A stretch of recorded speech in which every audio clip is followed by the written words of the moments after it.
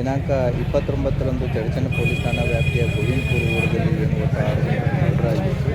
ಅದಕ್ಕೆ ಸಂಬಂಧಪಟ್ಟಂತೆ ಈಗಾಗಲೇ ಪ್ರಕರಣ ದಾಖಲಾಗಿ ತನಿಖಾ ತಂಡವನ್ನು ರಚನೆ ಮಾಡಲಾಗಿದೆ.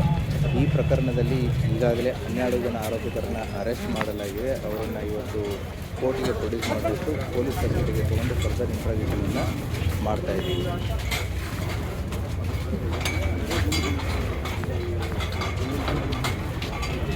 ಅವರಲ್ಲಿ Kallanagowda Patil ಅನ್ನೋರ್ದು BBVL licence reference ಆ ಲೈಸೆನ್ಸ್ ಇದೆ ಅಂತ ಮಾಹಿತಿ ಕೊಡ್ತಾ ಇದೆ. ಮತ್ತು 6 ಜನರ ಹೆಸರಲ್ಲಿ ಒಂದು ಹಿನ್ನೆಲೆ BBVL ಬಂದೂಕು ಅಂತ ಸಿಗುವಂಥದ್ದು ಕೂಡ ಕಂಡು ಬಂದಿದೆ. ಅದನ್ನು ಕೂಡ ತನಿಖೆಯನ್ನು ನಾವು ಮಾಡ್ತಾ ಇದ್ದೀವಿ.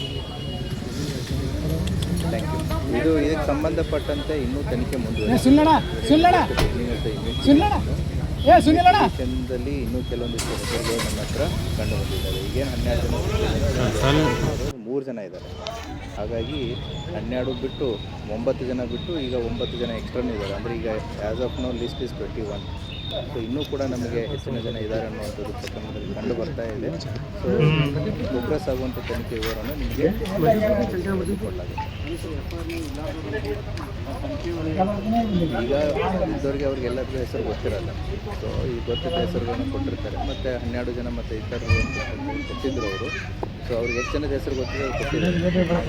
ಮಾಡಿದಾಗ ಅದರಲ್ಲಿ ಇನ್ನೂ ಬೇರೆ ಜನರು ಕೂಡ ಇದ್ದಾರೆ ಅನ್ನೋದು ಮಾಹಿತಿ ಬಂದಿದೆ. ಎಲ್ಲರೂ ಕೂಡ ಈಗ ಅರೆಸ್ಟ್ ಆದವರು ಎಲ್ಲರೂ ಕೂಡ ಗೋವಿಂದಪುರದವರೇ ಇದ್ದಾರೆ.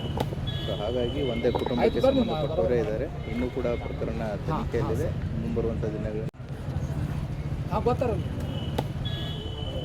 ಆಯ್ತು ಬರ್ರಿ ಬರೋಬರ್ ಮೇಡಮ್. ಸರ್ ಹೇಳಿ. ನಮಸ್ತೆ ಅಮ್ಮ.